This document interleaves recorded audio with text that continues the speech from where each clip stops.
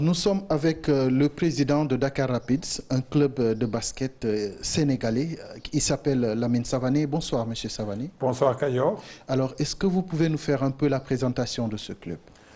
Tout simplement, ce club, on l'a mis en place début janvier, après avoir échangé pendant pas mal de temps avec certains amis, non seulement sur la création du club, le projet global autour de ce club, et même de trouver le nom du club. Parce que je pense que le point de départ, c'est quand même ça. Après avoir beaucoup échangé, on cherchait quelque chose qui est vraiment un symbole de la ville de Dakar. Bon, il y a pas mal d'idées qui sont sorties et celle qu'on a retenue, c'est vraiment le symbole du car rapide qui en fait est devenu vraiment un symbole de la ville de Dakar au niveau mondial.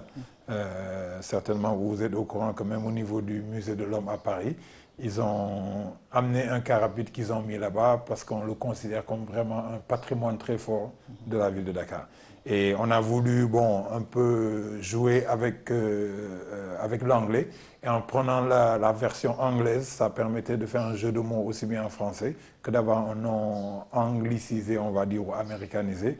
C'est ce qui a donné le Dakar Rapids. Alors, on a vu que dans les clubs sénégalais, les joueurs sont plus ou moins connus. Ça vient d'un club pour aller dans un autre. Vous avez porté votre choix soit sur des internationaux qui peut-être qui n'ont pas eu la chance de jouer ailleurs, ou soit c'est des joueurs méconnus, carrément méconnus. Est-ce que vous pouvez revenir un peu sur le recrutement de vos joueurs au sein de ce club? Écoutez, c'est extrêmement important, avant qu'on aille plus loin, peut-être de réexpliquer encore une fois. Parce que dans le cadre du projet global qu'on a, qui est de faire Dakar Rapids, mais au-delà de ça, on expliquera un peu plus tard l'aspect de la professionnalisation du basket en Afrique. L'idée de base, c'était de créer donc ce club qui serait affilié à la fédération, qui jouerait dans le championnat local et qui donnerait des opportunités aux joueurs, en tout cas au niveau local, de jouer, de participer à la compétition, de se faire connaître et de se développer en tant que joueur de basket. Parallèlement, on a créé par contre une SARL, Dakar Rapid SARL. Parce que si vous le savez, je pense que tout le monde le sait, quand il s'agit de participer dans une compétition professionnelle, c'est évident, cela sous-entend avoir une société qui peut vraiment embaucher des gens, les payer et les faire travailler par rapport à l'objectif de cette société. Donc il y a le club de l'association Dakar Rapid et il y a la SARL Dakar Rapid. Donc le club association participe au championnat local, c'est pour ça qu'on l'a affilié à la fédération, alors que l'équipe Dakar Rapid, elle, c'est une structure privée qui a signé un contrat avec donc cette ligue privée qui est une ligue professionnelle qui est l'ABL, African Basketball League. Et donc, dans le cadre du club local, comme j'ai dit tout à l'heure, on a pris des talents locaux qui n'étaient pas nécessairement très connus, mais de la bonne graine, on va dire, avec qui on estimait qu'on pouvait travailler, les développer, en faire de meilleurs joueurs de basket et pouvoir atteindre nos objectifs, qui auraient été d'aller au plus haut niveau du basket local. Par contre, dans l'équipe Dakar Rapid SARL, donc, qui est l'équipe privée qui joue dans ce championnat, là, la démarche a été différente. Parce que tout d'abord, on a voulu associer entre certains joueurs locaux qu'on estimait qui avaient le niveau et le potentiel à d'autres joueurs confirmés sénégalais qui jouent à l'extérieur mais qui n'ont vraiment jamais eu l'opportunité de venir jouer au Sénégal, en tout cas depuis au moins 5 ans, parce que le choix d'être professionnel les a emmenés en dehors du pays. Et en plus de ça, on a 2 Américains, parce que dans notre schéma, dans cette ligue professionnelle, on a jugé utile par rapport au relèvement du niveau à donner un certain caractère d'avoir 2 Américains dans chacune des équipes. Alors aujourd'hui, vous vous êtes engagé dans une compétition qui fait un grand débat ici, Oui. notamment African Basket League. Oui. Comment est-ce que vous êtes parvenu à vraiment intégrer cette compétition? Est-ce que vous, en tant que président du club, vous faites partie de cette ligue, ou comment s'est passée vraiment la participation de Dakar Rapids dans cette Écoutez, c'est compétition? simple. C'est vraiment, on va dire, un concours de circonstances. Au mois d'août dernier, la NBA a organisé le premier match de la NBA sur le sol africain à Johannesburg, en Afrique du Sud. Et c'est un certain nombre d'entre nous y étaient, en tant qu'invités de la NBA.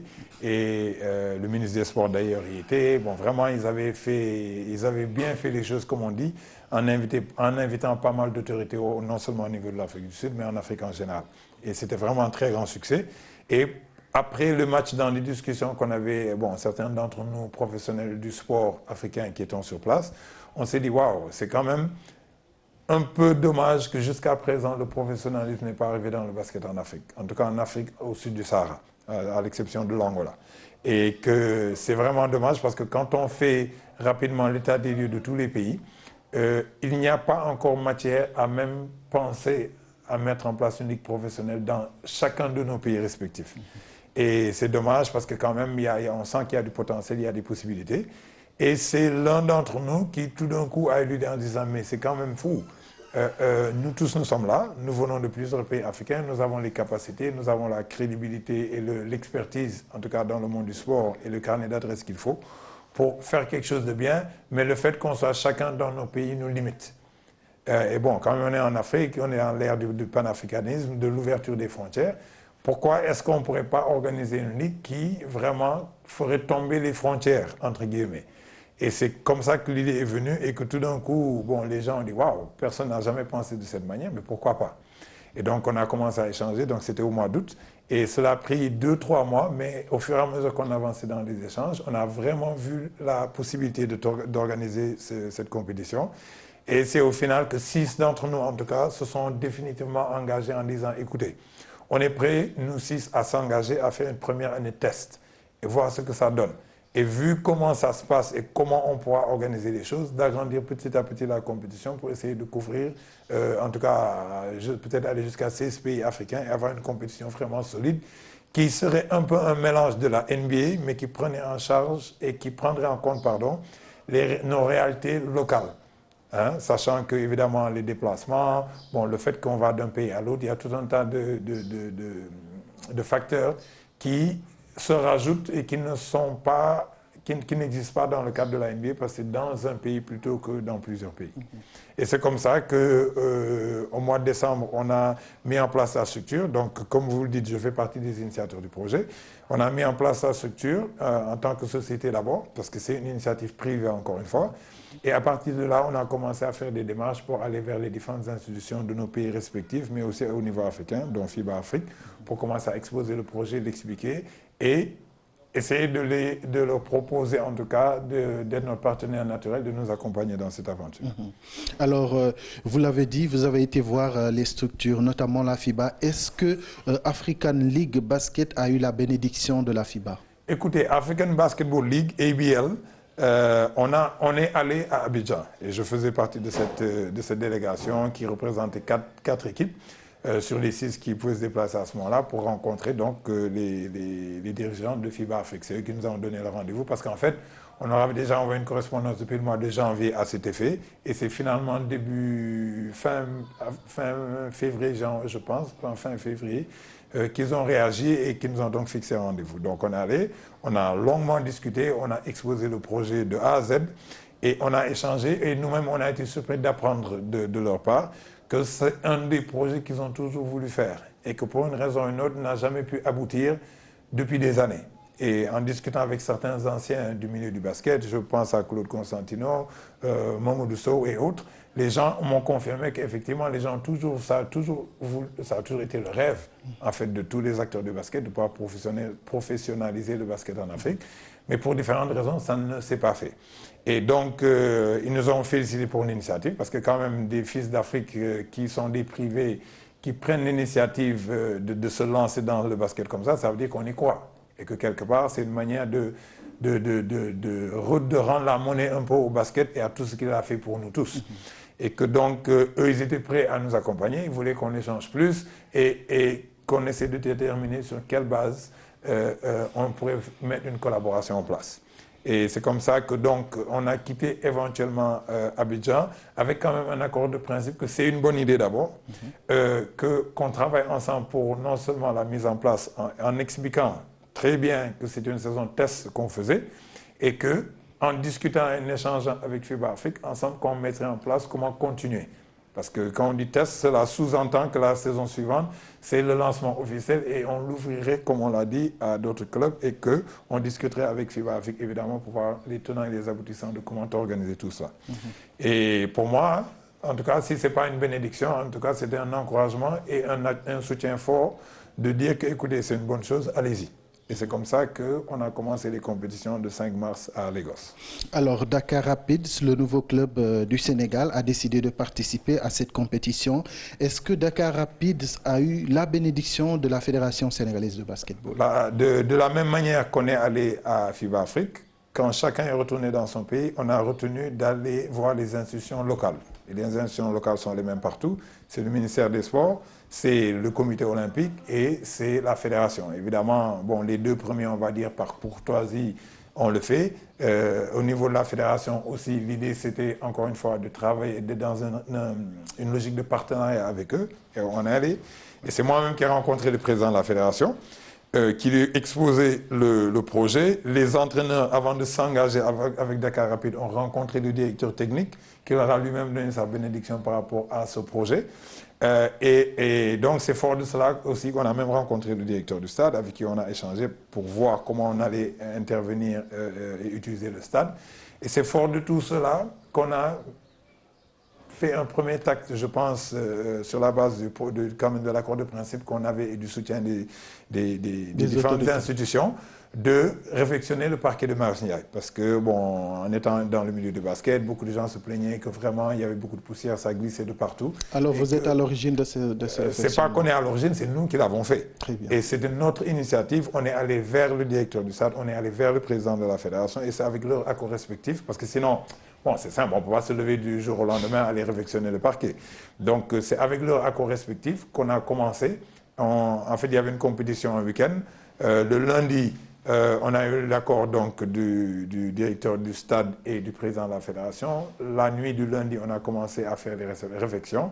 Et on a speedé vraiment le monsieur qui a fait le travail, parce qu'il y avait des compétitions qui devaient se passer le vendredi, voilà, après-midi. Donc en temps record, vraiment, il a retapé. Et à la surprise de tout le monde, quand les gens sont venus vendredi, ils ont vu un paquet retapé où les gens ont très bien pu jouer dans d'excellentes conditions et tout le monde était très content. Sans que nous, à l'époque d'ailleurs, on ait eu un besoin de clamer haut et fort partout que c'est nous qui l'avions fait.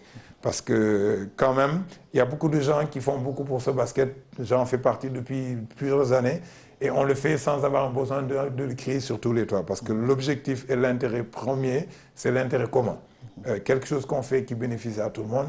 Comme on dit, bon, ça n'est qu'une bonne action et ça ne peut amener que de bonnes grâces. Et c'est comme cela qu'on a fait cela. Et donc, on a été très surpris quand quelques jours plus tard, au niveau de la fédération, en tout cas, on a entendu un son de cloche différent, qui était qu'ils n'approuvaient pas, d'une certaine manière, que nous participions à cette compétition. Et, fort de cela, on est reparti pour réexpliquer en leur disant et en clarifiant les choses encore une fois.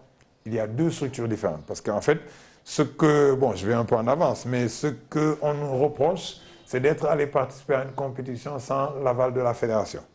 Comme je disais, on a commencé avec un état d'esprit de waouh, ok, c'est une bonne chose, on va le faire, ils vont nous accompagner. Et on a même discuté d'avoir un protocole d'accord, non seulement avec le stade, mais aussi avec la Fédération sénégalaise de basket. Et donc, on a expliqué clairement qu'il y avait deux structures différentes. Le club, qui est une association qui joue dans le championnat, qui n'a voyagé nulle part, qui est allé jouer nulle part parce que, d'abord, c'est un club amateur. Un club amateur ne peut pas participer à une compétition professionnelle. Donc, ce club amateur, il est là, il participe dans le championnat amateur au niveau du Sénégal. Et il y a la structure, par contre, professionnelle qui elle, est engagée dans cette compétition professionnelle. Bon, et c'est à partir de cela que, comme vous dites, tout ce brouhaha a commencé et qu'on se retrouve là où on est aujourd'hui. Alors, d'abord, moi, je voudrais savoir le parcours que Dakar Rapids a fait dans cette compétition. Dans cette compétition privée, dans la ligue professionnelle, on a eu à jouer 2 matchs. On a joué le premier match inaugural contre l'équipe de Stallions de Lagos, qu'on a battu au terme d'un match âprement disputé et qui est allé en overtime, en prolongation, et vraiment d'un très haut niveau et une performance vraiment très à saluer de notre meneur, de notre arrière américain Gavin et de Moustapha Niang, qui fut roi du basket au Sénégal, qui joue à l'extérieur du Sénégal depuis pratiquement 5 ans.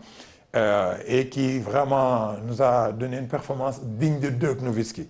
Vraiment, on a été très fiers de sa performance et on est ressorti de ce match en fait plus motivé encore parce qu'on voyait l'intérêt de ce qu'on essayait de faire.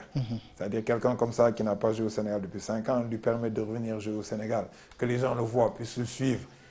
Ce n'est qu'un plus, non seulement pour le joueur, mais aussi pour le basket sénégalais en général, parce que les jeunes qui regardent, ils ont besoin d'émulation.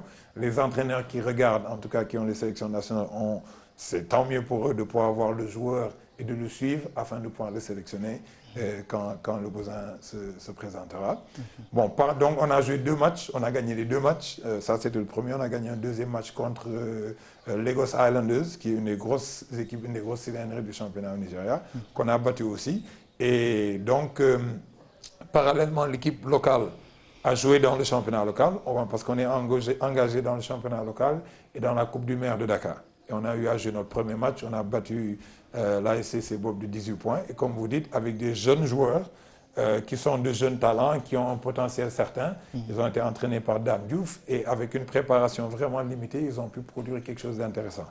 Et on pense que tout cela, quand même, les joueurs ont senti une certaine motivation, aussi bien les joueurs que les entraîneurs, parce qu'ils se sentaient comme faisant partie d'une nouvelle page de l'histoire. Okay. Et je pense que c'est une motivation en plus qui leur a fait pousser des ailes un peu, et c'est tant mieux. Alors, du coup, la Fédération sénégalaise a décidé de sanctionner le club, mais aussi vos collaborateurs, à savoir Chersar, Alassane Badji et Dame Diouf, comme vous l'avez dit. Comment est-ce que vous avez reçu cette décision fédérale? Écoutez, nous, d'abord surpris, parce que je pense que toutes les personnes dont vous parlez, ainsi que moi-même et certains des joueurs, qu'on ne le veuille pas, on fait partie de l'histoire du basket maintenant. Parce qu'on y est depuis très longtemps, on a eu à intervenir pas mal de fois à différents niveaux, chacun selon son expertise ou en tout cas son domaine, le domaine où il officie. Et quel que soit ce qui se passe, on estime que la première chose à faire, si on était dans un état d'esprit positif, serait été de dire, écoutez, il y a tel problème, il faut qu'on s'asseye, qu'on discute pour voir comment on peut vous accompagner pour aller là où vous essayez d'aller, parce que comme on vous a dit, on pense que c'est un bon projet et c'est dans l'intérêt du basket sénégalais. Cela ne s'est pas fait et ça j'ai eu à le dire moi-même à la Fédération sénégalaise de basket, parce que les gens qui y sont, bon, la moitié, je suis dans le basket depuis plus longtemps qu'eux, l'autre moitié, certains m'ont même vu grandir jusqu'à ce que j'arrive là où je suis aujourd'hui. Donc je pense que ça n'aurait coûté à personne d'avoir cette démarche. Bon, cela n'a pas été fait, donc nous, on n'a fait que constater. On a dit, OK, bon, apparemment les gens ont changé de fusil d'épaule, donc nous, on va aussi s'assumer. Parce que quand même, on est Sénégalais comme tout le monde. Ce qu'on veut, c'est que le Sénégal avance et émerge, comme le dit le président de la République. Il n'y a aucune raison que ce qu'on fait qui n'est illégal, c'est-à-dire qui ne fait rien de mal au basket sénégalais, au contraire, que tout d'un coup, les gens se lèvent et nous dire non, qu'on ne peut pas le faire. Et que s'ils nous disaient qu'on ne peut pas le faire, il fallait qu'ils mettent des arguments. Et à notre grande surprise, jusqu'à aujourd'hui, au moment où on parle, je n'ai pas encore vu un seul argument qui dit que cette compétition et cette équipe qui participe dans cette compétition est quelque chose de négatif pour le basket sénégalais. Donc, si on est d'accord sur ça, la question c'est, OK, comment on fait pour l'accompagner afin que ça se fasse? Vous n'avez pas aussi l'impression que, voilà, les gens ont peur aussi que vous ne... Voilà, que African League ravit la vedette aussi à la FIBA ou aux fédérations africaines, en fait? Écoutez, si on est des sportifs. Pour moi, par définition, un sportif ne peut pas avoir peur. On vit de la compétition, on excelle dans la compétition. Ce qui nous anime le plus, c'est d'être dans une situation de compétition et c'est ce qui pousse à donner le mieux de soi-même. Les plus grands pays du basket aujourd'hui ont des ligues professionnelles et des ligues amateurs. On ne peut pas vouloir être dans le basket, dans le monde comme il est aujourd'hui, et avoir peur du progrès. Parce qu'à ce moment-là, on n'a plus de raison d'être. À ce moment-là, ce n'est pas la peine d'aller jouer à la Coupe du Monde, ce n'est pas la peine d'aller jouer à la Coupe d'Afrique. Autant juste rester à la maison et faire nos petites baskets entre nous et puis se contenter de cela. Je pense que penser qu'il y a une forme de compétition où qu'on pourrait les écraser d'une manière ou d'une autre, c'est ne pas comprendre l'objectif et en tout cas de ne pas comprendre le projet tout simplement. C'est une équipe.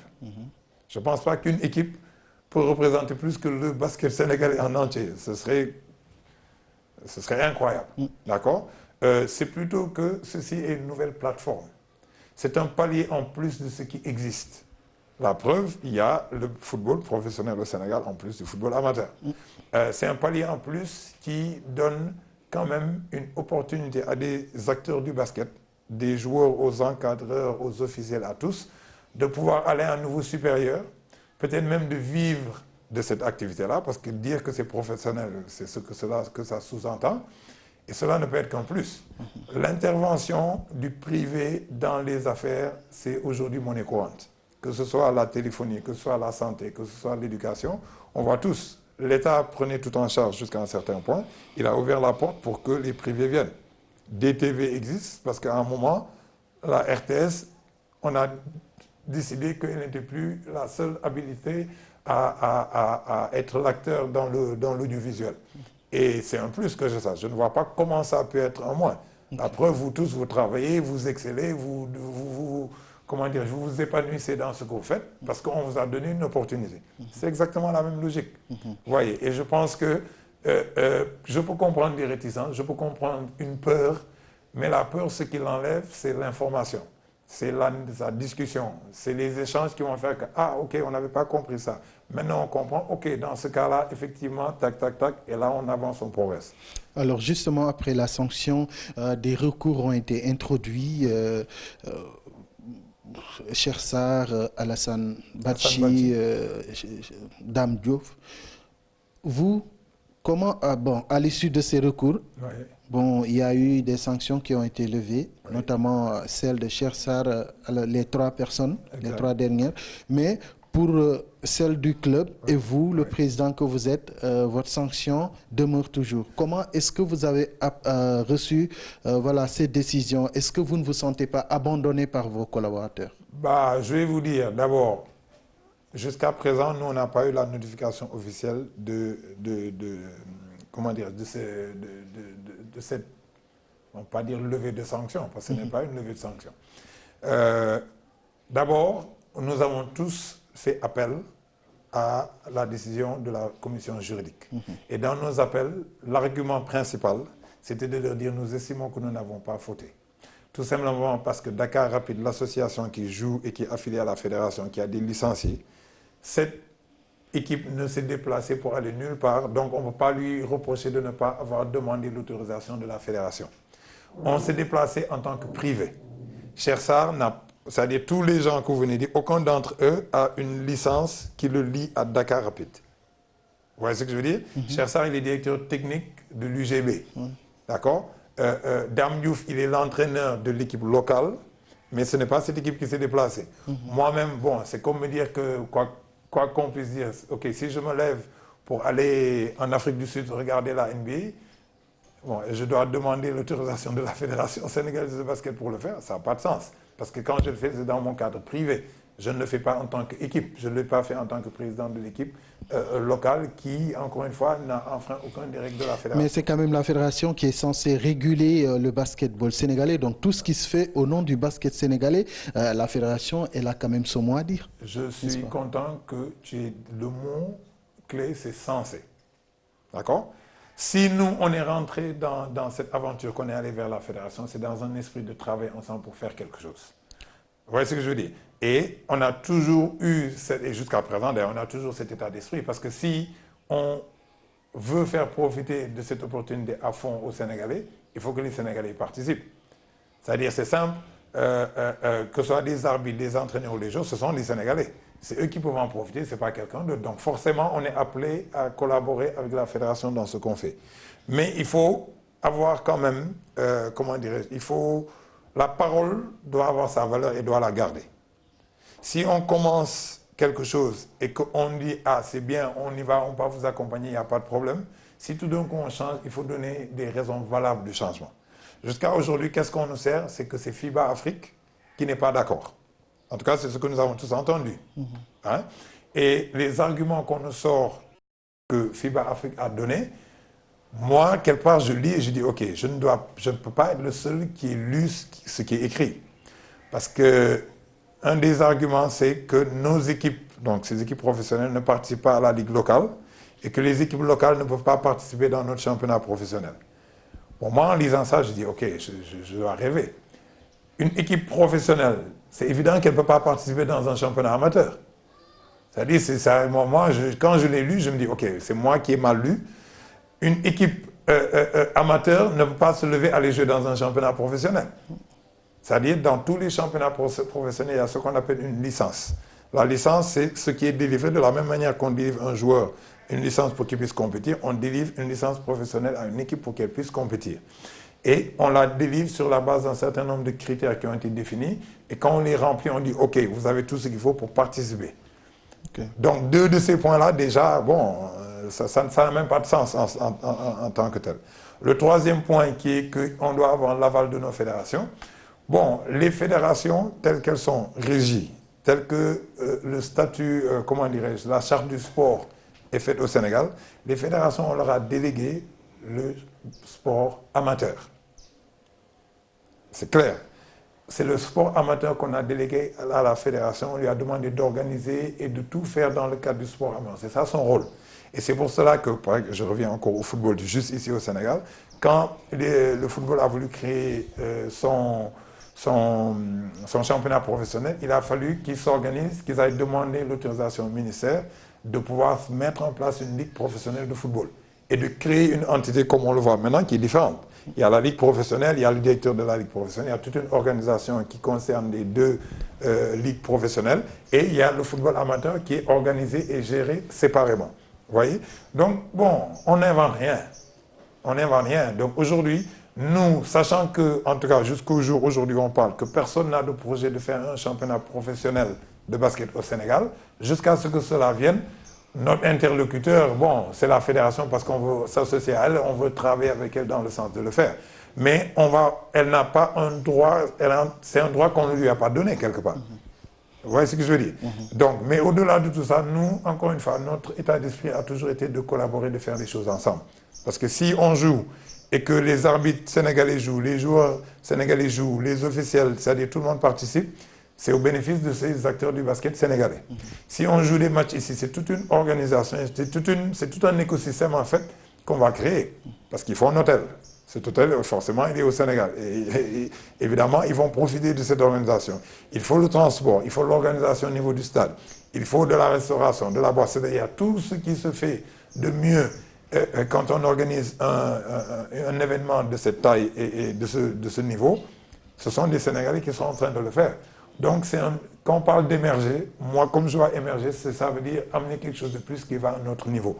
Et nous, c'est ça notre état d'esprit. Okay. Est-ce que vous avez des nouvelles de vos collaborateurs dont la sanction a été levée? Bah, écoutez, on se parle, on discute, on échange tout le temps. On s'entraîne, on est en train de faire toutes nos activités comme on le faisait avant. Ah, ils continuent toujours à... On continue à s'entraîner parce que tout simplement, pour nous, quand tout cela est arrivé, beaucoup de personnes ont intervenu dans l'ombre. Et le message qui nous a été donné, c'est que, écoutez, c'est évident qu'il y a un malentendu. Tout le monde voit que c'est quelque chose de bien. C'est une bonne chose, c'est un palier de plus. Qui peut dire que c'est une mauvaise chose? Mais essayons de discuter et d'échanger afin de trouver un compromis qui prenne en charge les préoccupations de la fédération et qui nous permet, nous, de dérouler notre programme. Et de ce point de vue-là, quelques rencontres, je parlais vraiment dans tous les détails, mais plusieurs rencontres se sont déroulées avec différents acteurs, non seulement du sport en général, des institutions du sport. Et en tout cas, moi, mon message, ça a été, et ça reste que nous, on est totalement ouverts. Ce qu'on veut, c'est collaborer parce que c'est dans le bénéfice du basket. Déjà, depuis le début, quand on a échangé donc, avec le président de la fédération et même le directeur du stade, cette idée de non seulement réfectionner le parquet, mais d'être déjà dans une logique d'amener un nouveau parquet pour installer à Marseille, de retaper le stade, de le rendre en tout cas plus agréable et plus opérationnel, afin que non seulement les acteurs, mais aussi les supporters qui y viennent se sentent mieux, en tout cas mieux pris en charge et pour se faire dans un meilleur environnement. Ce sont des choses auxquelles on a discuté et qu'on a l'intention de faire. Parce qu'encore une fois, il faut qu'on fasse un nivellement par le haut, il faut qu'on améliore l'existant. Okay. C'est comme ça que nous, on estime qu'on peut apporter un plus. Maintenant, évidemment, la fédération peut estimer qu'en plus de cela, ils aimeraient qu'on fasse X, Y ou Z. Nous, ça, bon, on a dans notre projet, on a ce qu'on appelle ABL Camp, qui sont des camps de détection pour organiser non seulement la petite catégorie, et aussi faire la formation non seulement pour les joueurs, mais aussi pour les encadreurs. Mais tout ça, ce sont des plus. Et si on le fait, on va le faire évidemment avec les éléments des acteurs du basket sénégalais. Absolument. Vous voyez, et c'est ça notre état d'esprit, Okay. et c'est ce qu'on veut. Maintenant, la balle est dans le camp de la fédération de faire son choix. Pour revenir par contre par rapport à cette histoire de sursis, encore une fois, bon, moi des fois je regarde, je dis ok, peut-être que j'ai une lecture qui est différente. On a sanctionné Hassan Badji qui est un intendant. Le poste d'intendant n'existe même pas dans la fédération. Donc, il n'a pas de licence à la fédération. Donc, c'est comme si vous étiez avec nous, vous levez, on vous sanctionne. Ça n'a pas de sens. D'accord? Cheikh Sarr, il était en tant que quelqu'un qui fait une prestation de service pour un club. Il n'est pas venu au nom de l'UGB. Donc, on ne peut pas lui reprocher d'être allé faire quelque chose sans l'aval comment dirais-je, de son club ou de la fédération d'ailleurs, parce que c'est l'aspect privé de sa vie, il est libre de faire ce qu'il veut quand même. Dame Diouf, qui est pressenti comme étant assistant de l'équipe nationale, moi j'ai eu des échanges, quand on a appris qu'ils l'ont sélectionné, il était déjà entraîneur au niveau de Dakar Rapide, et pas mal de voix s'étaient levées à comment on peut prendre quelqu'un qui n'a pas de club. Parce qu'à l'époque, les gens ne savaient pas qu'on l'avait pris pour être le coach de Dakar Rapide, l'équipe locale. Et en échange avec le directeur technique national, j'ai dit, ah Maguette, c'est marrant, on n'était même pas au courant de ce que tu planifiais de faire. Mais aujourd'hui, au moins, il y a un autre problème de régler. On ne peut pas dire qu'il n'a pas de club, hein, mais plus, à cause de cette expérience-là, il va avoir une expérience au niveau africain. Quelque chose qu'il n'avait pas encore jusqu'à aujourd'hui. Le fait d'aller jouer contre Nigeria, Côte d'Ivoire, Gabon, mais c'est en plus extraordinaire qui va l'aider à se préparer par rapport à ce qu'il peut apporter à l'équipe nationale du Sénégal. Donc aujourd'hui, ils ont fait la sanction, ils leur ont promis d'enlever la sanction parce qu'ils ont reçu des pressions de leurs collègues en leur disant que non seulement les sanctions étaient démesurées, mais elles n'étaient pas justifiées. Et ce qu'ils ont fait, c'est leur donner un sursis. Bon, Cheikh Sarr, on lui donne un sursis, ça ne fait pas de différence parce que bon, un directeur technique, c'est un directeur technique. Dame Diouf, on lui met un sursis, mais tant qu'on suspend l'équipe qu'il doit entraîner, ça lui sert à quoi? Parce qu'on le remet un peu en activité, mais l'équipe qui doit entraîner, on la laisse comme étant suspendue. Et ça va lui servir à quoi? Pour moi, c'est faire du dilatoire quelque part. Je pense que le problème, ce n'est pas une question de suspendre, de ne pas suspendre. Le problème, c'est de dire, écoutez, si ce projet-là, comme ils l'ont dit, ils y croient et que c'est une bonne chose, on s'assied, on discute, on échange, ils n'ont qu'à dire exactement ce qu'ils veulent. Parce qu'en filigrane, tout le monde revient en me disant, ah non, Lamine, toi, tu connais tes gars là, y a quelque chose qu'ils veulent, il faut que vous discutiez. Que je dis, ok, mais moi, je ne suis pas un devin. Jusqu'à ce que vous me disiez, ok, on aimerait avoir ceci, ceci, cela, quel que soit ce que c'est, je ne peux pas savoir. Et c'est en sachant que je pourrais, à ce moment-là, revenir en disant, écoutez, par rapport à ce que vous dites, voilà ce qui est possible, voilà ce qu'on peut faire, voilà ce qu'on ne peut pas faire, voilà ce qu'on peut faire aujourd'hui, ce qu'on peut faire demain, ce qu'on peut faire l'année prochaine. Mais au moins, on a un processus qui prouve la bonne volonté.